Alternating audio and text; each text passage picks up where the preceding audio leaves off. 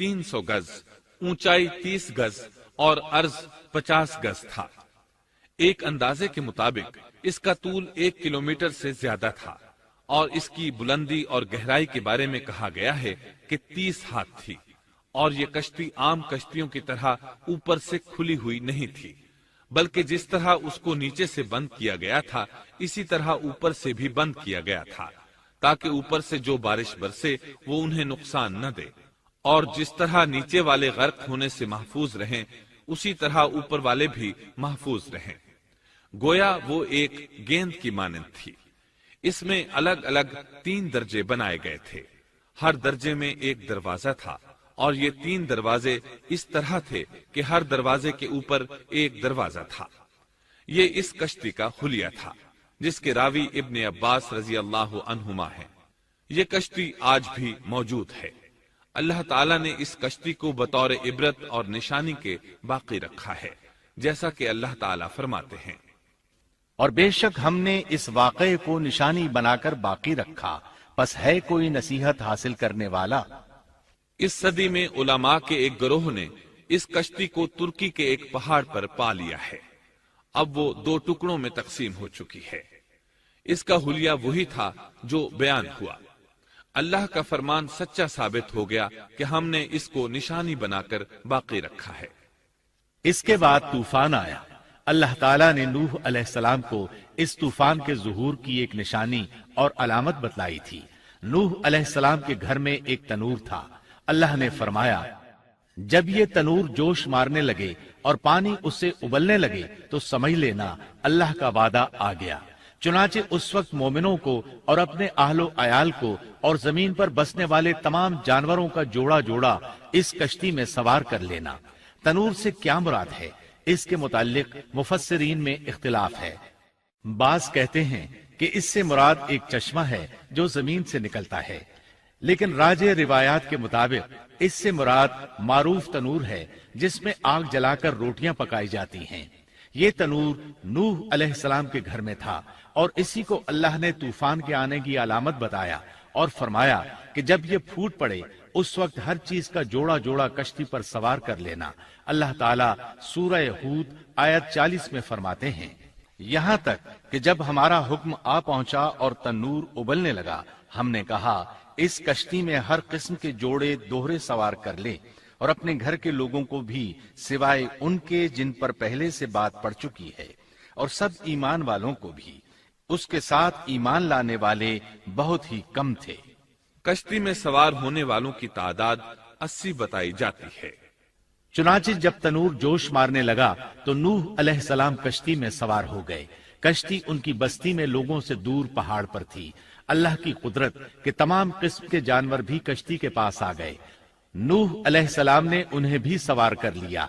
अल्लाह ताला सूरतुल कमर आयात 11 और 12 में फरमाते हैं, बस हमने आसमान के दरवाजों को जोर की बारिश से खोल दिया और जमीन के चश्मों को जारी कर दिया।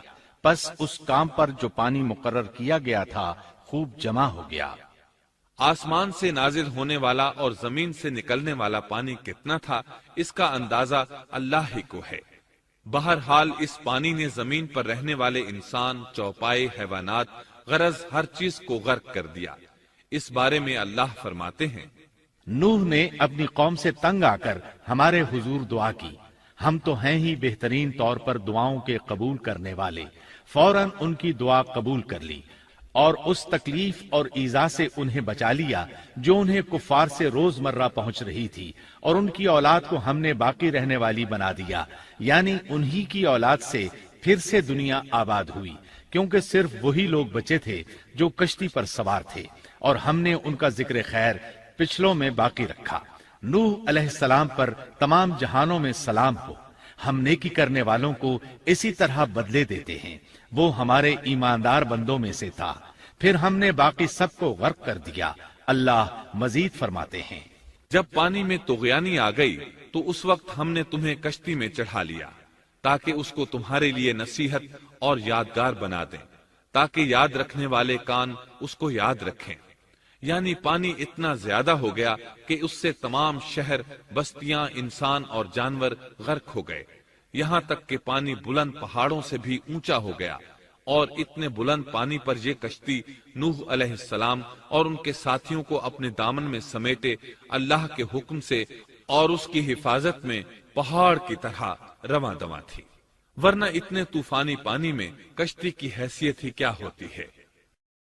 نوح علیہ السلام کشتی میں سوار ہوئے اور انہوں نے اپنے ساتھیوں کو حکم دیا کہ وہ یہ دعا پڑھیں، بسم اللہ مجریہا ومرساہا ان ربی لغفور رحیم۔ اللہ ہی کے نام سے اس کشتی کا چلنا اور ٹھہرنا ہے، یقیناً میرا پالنے والا بڑی بخشش اور رحم والا ہے۔ یہی اللہ کا حکم آپ کو تھا کہ جب تم اور تمہارے ساتھی ٹھیک طرح بیٹھ جاؤ تو کہنا، الحمد للہ الذی نجانا من القوم الظالمین وقل رب انزلنی منزلا مبارکا وانت خیر المنزلین۔ سب تعریف اللہ ہی کے لیے ہے جس نے ہمیں ظالم لوگوں سے نجات عطا فرمائی، اور کہنا کہ اے میرے رب مجھے بابرکت اتارنا اور تو ہی بہتر اتارنے والا ہے۔ اللہ تعالیٰ نوح علیہ السلام کو نصیحت کر رہے ہیں کہ اللہ آپ کو اور آپ کے اہل کو نجات عطا فرمائیں گے۔ کشتی میں نوح علیہ السلام کے کافر بیٹے کے علاوہ تمام گھر والے سوار تھے۔ آپ کے کافر بیٹے کا نام کنعان تھا، وہ ایک طرف کھڑا تھا۔ نوح علیہ السلام نے اسے پکارا، میرے بیٹے اس کشتی میں آ جا اور کافروں کا ساتھی نہ بن، لیکن اس بدبخت نے کہا، میں ابھی کسی پہاڑ کی چوٹی پر پناہ لے لوں گا جو مجھے اس پانی سے بچائے گی۔ نوح علیہ السلام نے کہا، آج اللہ کے حکم سے کوئی بچانے والا نہیں مگر وہی جس پر اللہ رحم کرے۔ باپ اور بیٹے کے درمیان یہ گفتگو جاری تھی کہ ایک طوفانی موج نے اسے اپنی زد میں لے لیا اور اسے غرق کر دیا۔ نوح علیہ السلام سے اللہ نے وعدہ کر رکھا تھا کہ اللہ تعالیٰ اس کے اہل کو نجات عطا فرمائے گا۔ چنانچہ جب آپ کی آنکھوں کے سامنے آپ کا بیٹا غرق ہو گیا تو وہ پکار اٹھے، اے اللہ، میرا بیٹا میرے گھر والوں میں سے تھا اور تو نے مجھ سے وعدہ کیا تھا کہ میرے گھر والوں کو نجات عطا فرمائے گا، اور تو تمام حاکموں سے بہتر حاکم ہے، لہذا ناممکن ہے کہ تیرا وعدہ پورا نہ ہو۔ واضح ہو کہ نوح علیہ السلام کا اپنے بیٹے کے بارے میں بات کرنا بطور استفسار تھا، بطور بحث نہیں تھا۔ آپ وضاحت چاہتے تھے۔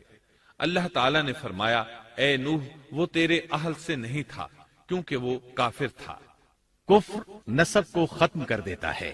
ایک مومن کا دوسرے مومن سے تعلق ایک مسلمان بھائی کے کافر بھائی سے تعلق سے زیادہ بڑا ہے، اور حقیقی اخوت وہ ہے جس کی بنیاد ایمان پر ہو۔ کفر تو نسبی تعلق کو کاٹ دیتا ہے، اس لیے اللہ نے یہ نہیں فرمایا کہ وہ کافر ہے، بلکہ یہ فرمایا کہ وہ تیرے اہل سے نہیں ہے۔ ہمارے لیے بھی یہی حکم ہے، کسی مومن کا کافر کے ساتھ رشتہ نہیں ہو سکتا۔ اس کے ساتھ اللہ نے نوح علیہ السلام کو نصیحت فرمائی کہ آپ ہرگز وہ چیز نہ مانگیں جس کا آپ کو مطلقاً علم ہی نہ ہو، اور ہم آپ کو نصیحت کرتے ہیں کہ جاہلوں میں اپنا شمار کرانے سے باز رہیں۔ جب نوح علیہ السلام یہ بات جان گئے کہ ان کا سوال واقعے کے مطابق نہیں تھا تو فوراً اس سے رجوع کر لیا اور اللہ تعالیٰ سے اس کی رحمت اور مغفرت کے طالب ہوئے۔ اس موقع پر انہوں نے دعا کی۔ نوح علیہ السلام نے کہا، اے میرے پروردگار، میں تیری ہی پناہ چاہتا ہوں اس بات سے کہ تجھ سے وہ مانگوں جس کا مجھے علم ہی نہ ہو۔ اگر تو مجھے نہ بخشے گا اور تو مجھ پر رحم نہیں کرے گا تو میں خرابی والوں میں ہو جاؤں گا۔ یہ دعا انہوں نے مانگی۔ اپنے بیٹے کے متعلق سوال کے علاوہ نوح علیہ السلام نے اللہ تعالیٰ کی کوئی نافرمانی نہیں کی اور نہ اپنے نفس پر کسی نافرمانی کو شمار کیا۔ کشتی نوح علیہ السلام اور ان کے ساتھیوں کو لیے پانی کی موجوں پر بلند ہو رہی تھی، اور زمین پر موجود ہر چیز، انسان، حیوانات، چوپائے، پرندے غرق ہو چکے تھے۔ ان میں کوئی بھی باقی نہیں بچا تھا۔ اگر کوئی زندہ بچا تھا تو کشتی والے۔ ابن عباس رضی اللہ عنہما سے روایت ہے کہ نوح علیہ السلام اور ان کے ساتھی 6 ماہ کشتی میں رہے، اور بعض روایات میں یہ بھی ہے کہ وہ محرم کی 10 تاریخ کو کشتی سے نیچے اترے۔ آخر اللہ کے حکم سے طوفان رک گیا۔ اللہ نے زمین کو حکم دیا کہ وہ تمام پانی کو نگل جائے۔ زمین نے سارا پانی نگل لیا، زمین خشک ہو گئی۔ اللہ تعالیٰ سورہ ہود آیت 44 میں فرماتے ہیں، اور فرما دیا گیا کہ اے زمین اپنے پانی کو نگل جا، اور اے آسمان بس کر تھم جا۔ اسی وقت پانی سکھا دیا گیا اور کام پورا کر دیا گیا، اور کشتی جودی نامی پہاڑ پر جا ٹھہری، اور فرما دیا گیا کہ ظالم لوگ اللہ کی رحمت سے دور ہیں۔ کشتی جودی پہاڑ پر جا کر ٹھہر گئی۔ اب انہیں حکم ہوا کہ سلامتی کے ساتھ کشتی سے اتر آئے۔ آپ پر بھی برکت نازل ہوگی، اور ان قوموں پر بھی جو آئندہ آپ کی نسل سے پیدا ہوں گی، اور آپ کی نسل میں سے کچھ لوگ ایسے بھی ہوں گے جنہیں ہم فائدہ تو ضرور پہنچائیں گے، پھر انہیں ہماری طرف سے دردناک عذاب پہنچے گا۔ بہت سی روایات میں یہ بات مذکور ہے کہ نوح علیہ السلام ایک لمبی مدت یعنی 6 ماہ کشتی میں طوفان تھم جانے کا انتظار کرتے رہے۔ آپ نے طوفان کے حالات معلوم کرنے کے لیے ایک کبوتر بھیجا جو واپس آ گیا۔ اسے پاؤں رکھنے کو جگہ نہ ملی۔ اسے دوبارہ بھیجا گیا تو وہ پھر واپس آ گیا۔ چند دن بعد اسے پھر بھیجا گیا تو وہ اپنی چونچ میں زیتون کی ایک ٹہنی لیے ہوئے تھا۔ اس سے نوح علیہ السلام نے معلوم کر لیا کہ پانی زمین سے کچھ ہی اونچا رہ گیا ہے اور درخت وغیرہ اگ چکے ہیں۔ کچھ دن بعد اسے پھر بھیجا گیا۔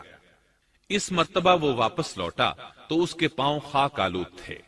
نوح علیہ السلام نے سمجھ لیا کہ طوفان رک گیا اور زمین خشک ہو چکی ہے۔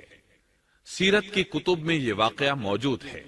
اسی کی بنیاد پر سیرت نگاروں کا کہنا ہے کہ کبوتر کا آنا سلامتی کی علامت تھا، اور اس کی چونچ میں زیتون کی ٹہنی نوح علیہ السلام کی بادشاہت کی طرف اشارہ تھا۔ اس طرح نوح علیہ السلام زمین پر اتر آئے۔ اس وقت اولاد آدم میں سے کوئی انسان سوائے ان لوگوں کے زندہ نہیں بچا تھا۔ جزیرہ عرب، فلسطین اور ان کے ارد گرد کا علاقہ غرق ہونے سے محفوظ رہا۔ ان کے علاوہ تمام زمین غرق ہوئی تھی۔ سب کے سب طوفان کی نذر ہو گئے۔ صرف نوح علیہ السلام سے اولاد پیدا ہوئی، اور زمین میں ان کی اولاد کے علاوہ اور کسی کی نسل باقی نہ رہی۔ اسی وجہ سے نوح علیہ السلام کو آدم ثانی اور ابو البشر ثانی کہا جاتا ہے، کیونکہ تمام کے تمام بشر انہی کی طرف منسوب ہیں۔ سورۃ الصافات آیات 75 تا 77 میں اسی طرف اشارہ ہے۔ اور ہمیں نوح نے پکارا تو دیکھ لو کہ ہم کیسے اچھے دعا قبول کرنے والے ہیں۔ ہم نے اسے اور اس کے فرمانبرداروں کو اس زبردست مصیبت سے بچا لیا۔ اس کی اولاد ہم نے باقی رہنے والی بنا دی۔ ایک دوسرے مقام پر اللہ تعالیٰ دیگر امم اور رسولوں کے متعلق کلام کرتے ہوئے فرماتے ہیں، اے ان لوگوں کی اولاد جنہیں ہم نے نوح کے ساتھ چڑھا لیا تھا، وہ ہمارا بڑا ہی شکر گزار بندہ تھا۔ نوح علیہ السلام کے 3 بیٹے تھے، سام، حام اور یافس۔ سام کی نسل زیادہ تر سفید رنگت کی تھی، اور بہت کم لوگ ان میں سیاہ فام تھے، البتہ کچھ ان میں گندمی تھے۔ حام کی اولاد کی اکثریت سیاہ فام تھی، ان میں بہت کم لوگ سفید رنگ کے تھے، اور یافس کی اولاد سرخی مائل رنگ کی تھی۔ عرب اور بنو اسرائیل سام کی اولاد ہیں، تمام حبش حام کی اولاد ہیں، ترک اور مشرقی ایشیا کے لوگ یافس کی اولاد ہیں۔ طوفان کے بعد نوح علیہ السلام اللہ کے بندوں میں 350 سال تک زندہ رہے، اور وہ اللہ کے قول عبدن شکورن کے مصداق تھے۔ پھر نوح علیہ السلام فوت ہو گئے۔ راجح ترین روایات کے مطابق آپ مکہ میں دفن ہوئے۔ ایک دوسری روایت کے مطابق آپ لبنان میں دفن ہوئے۔